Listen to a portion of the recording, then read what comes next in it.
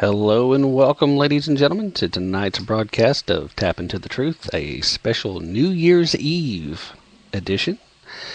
Tonight we are going to talk about a few New Year's Eve type issues, and then we're going to delve, as usual, into the wonderful world of politics and, of course, the big major political theater of the day, the grand and great, the awesome, the fiscal cliff negotiations, which, once again, failed to come up with anything solid or concrete, and it looks like we're going over, at least temporarily. At least that's the way they keep putting it. But before we get into that, let's go ahead and have a little bit of fun. Let's talk about some New Year's Eve type things. First of all, if you haven't already left for a party, but you are heading to a party, a little bit of helpful advice. Keep in mind that New Year's Eve is for celebrating the start of a new year. It's for spending time with those that you care about. No matter where you celebrate, there's always going to be some people that you want to avoid at the New Year's Eve party. People whose negative outlook might bring you down. There's actually a list of people you might want to avoid, just to be able to ensure that you have an evening filled with joy and laughter. Some of those folks that you might want to avoid, here's the short list. Try to stay away from the wild child. Celebrate with those who care about most at the party, even if they aren't the center of attention. A New Year's Eve party is a time to reflect on the year gone by with your friends and family. Try not to win points with somebody in the in crowd. Try to stay away from the social media addict. Don't let technology own you on your New Year's Eve party. Unplug from your cell phone for a bit to truly enjoy time with those you care about. Also, try to stay away from the crazy dancer. Nobody wants their glass of champagne spilled for a celebratory toast, or put your champagne down to join in the fun. You just have to stay back and let those crazy dancers do their thing. Definitely you want to stay away from the negative Nancy. Sometimes people find it hard to focus on positive, happy moments, especially during the holidays. Avoid anybody whose negativity might bring you down. Be sure to stay away from the busybody. Don't waste your night tagging along with the busybody of the party who's too busy worried about everyone else. Instead, judge less and enjoy life. Always on the phone guy. I already kind of touched with the social media thing, but what if you're just on the phone talking to somebody? Stay away from those people too. Technology is often hard for people to detach themselves from, but don't spend time with partygoers who can't get off their phone. Keep your spirits high. Try to stay away from the person who always leaves early. Don't let anyone at the party dictate how you'll spend your night. Instead, team up with people who have a similar plan for the night as you do. It's the best way to have a good time. The person who only knows you. Going to a party with a group is always more fun. If you're bringing friends to a party where they don't know anyone, bring a couple of friends. The more the merrier. And it keeps you from constantly having to spend time with them while they don't mingle. Stay away from the couple who just broke up. That should be a no-brainer, but some folks just don't get that one. You can pick one or the other to talk to and attempt to avoid tension as much as possible. But if you're closer or were close to one before the relationship, the other partner will understand. And try to avoid the clique that doesn't include others. Avoid the members of this group, even if they're about and on their own. They will eventually regroup, and you might just end up feeling left out.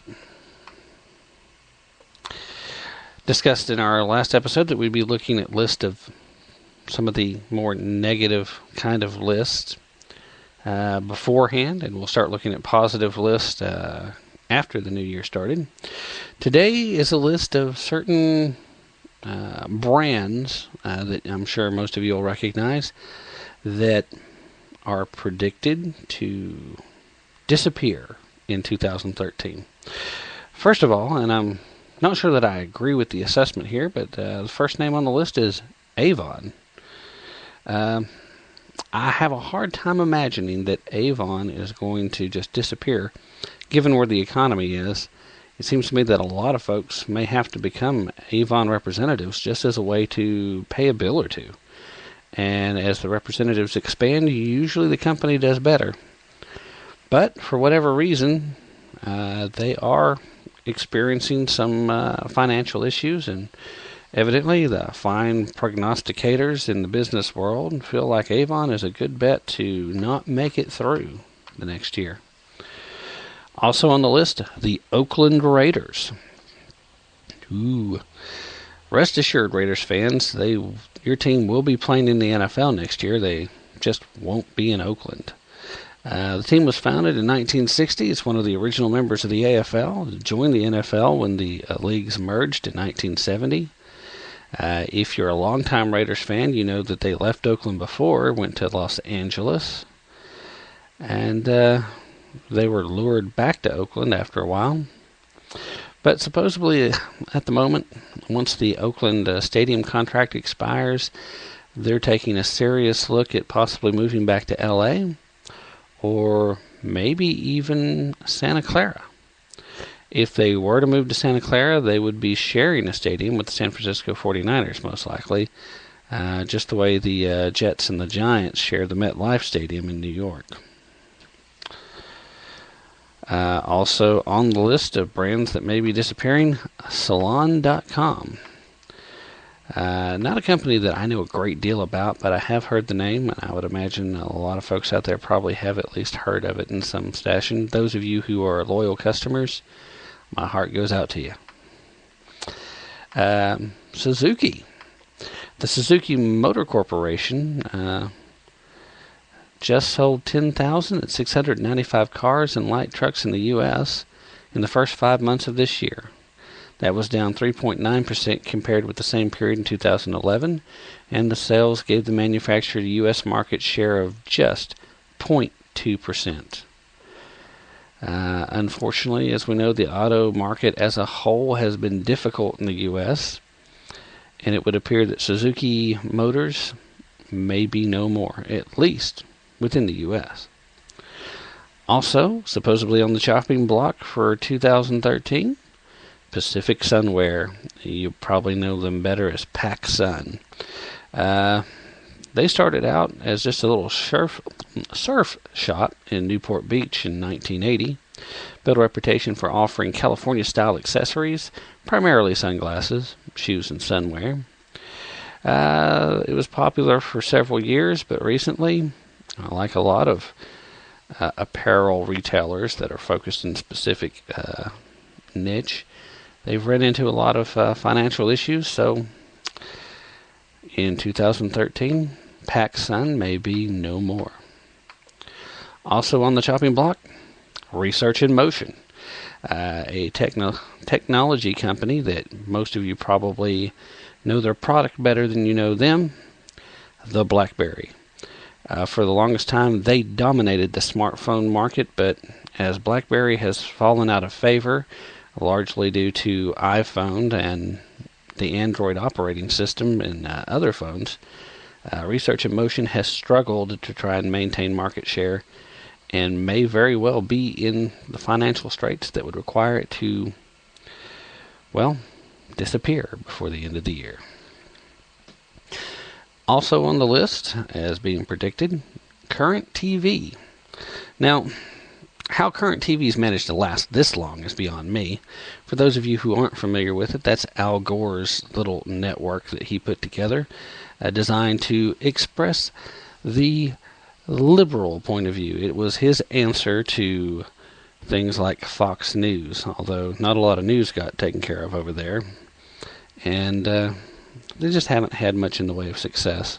So again, how they've stayed around this long, I don't know. But so far, that's the first one I've seen that I would actually be willing to put money on as being accurate.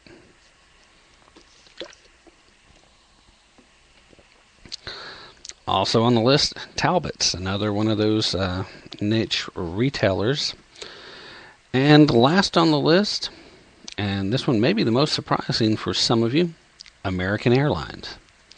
Now, I don't know how likely that really is, but I can tell you that given the hassle that it has become to travel through the air, and given the increase in rates that have taken place, it wouldn't surprise me if American Airlines wasn't the only one to disappear.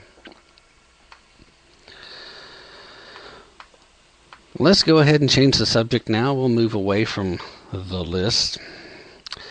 Sad bit of information, not so much that it is sad in and of itself, but it's sad as far as the state that our country is in.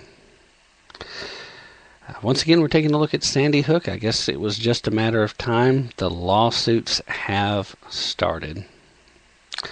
While it's sad, I have no doubt that this was entirely predictable. In the wake of the shooting tragedy in Newtown, the first of the lawsuits have been filed, and the plaintiffs are seeking a substantial payday. If you haven't heard, they're asking for $100 million. They're asking for this claim on behalf of a 6-year-old survivor of the shooting. This is the first legal action to come out of the Connecticut school shooting. It's left 26 children and adults dead 2 weeks ago. The unidentified client, referred to as Jill Doe, heard, quote, cursing, screaming, and shooting over the school's intercom when the gunman, 20-year-old Adam Lanzan, opened fire, according to the claim filed by the New Haven-based attorney, Mr. Irv Pinsky. Quote, as a consequence, the child has sustained emotional and psychological trauma and injury, the nature and extent of which are yet to be determined. Okay. Quick question. Let me interject right there. If the extent's yet to be determined, how can you yet put a price tag, especially one so substantial, on what you're seeking in damages? Just to start with. Okay?